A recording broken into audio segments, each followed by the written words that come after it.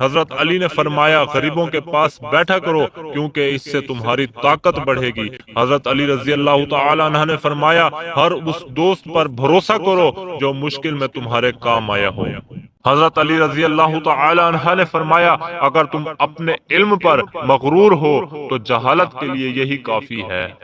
حضرت علی رضی اللہ تعالی عنہ نے فرمایا کوئی تم سے روٹھ جائے پھر وہی تم سے ملنے کو ترسے تو اسے کبھی مت کھونا کیونکہ وہ تم سے بہت زیادہ پیار کرتا ہے۔ حضرت علی نے فرمایا تجربہ انسان کو غلط فیصلے سے بچاتا ہے مگر تجربہ غلط فیصلے سے ہی حاصل ہوتا ہے۔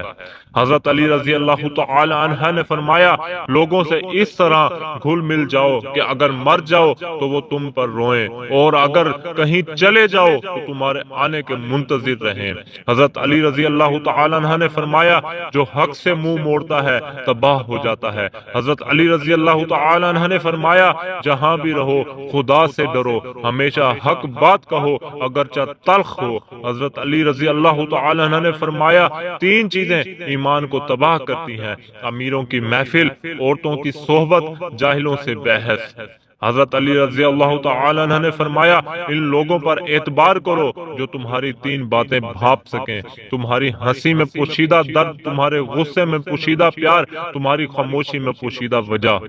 حضرت علی رضی اللہ تعالی عنہ نے فرمایا جس آدمی کی زبان خراب ہو جاتی ہے اس کا نصیب بھی خراب ہو جاتا ہے۔ حضرت علی رضی اللہ تعالی عنہ نے فرمایا کبھی کسی کو دکھ مت دو کیونکہ معافی مانگ لینے پر بھی دل میں درد باقی رہ جاتا ہے، جس طرح دیوار میں سے کیل نکالنے پر بھی سوراخ باقی رہتا ہے۔ حضرت علی رضی اللہ تعالی عنہ نے فرمایا کبھی بھی اپنی جسمانی طاقت اور اپنی دولت پر بھروسہ مت کرنا کیونکہ بیماری اور غریبی آنے میں دیر نہیں لگتی۔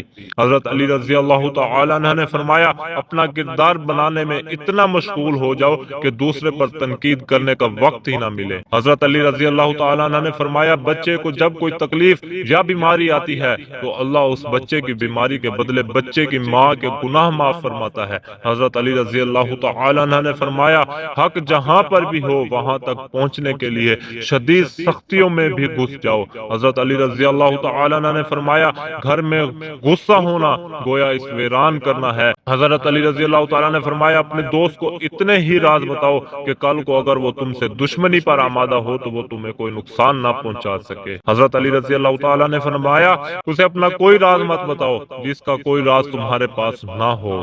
حضرت علی رضی اللہ تعالیٰ نے فرمایا جب کوئی چیز اپنے والدین کو دو تو اس طرح دو جس طرح کوئی غلام اپنے آقا کے سامنے کوئی چیز پیش کرتا ہے۔ حضرت علی رضی اللہ تعالیٰ نے فرمایا یہ زندگی دو دن کی ہے، ایک دن تمہارے حق میں ہے، دوسرے دن تمہارے مخالف۔ جس دن تمہارے حق میں ہو اس دن غرور مت کرنا، جس دن تمہارے مخالف اس دن صبر کرنا۔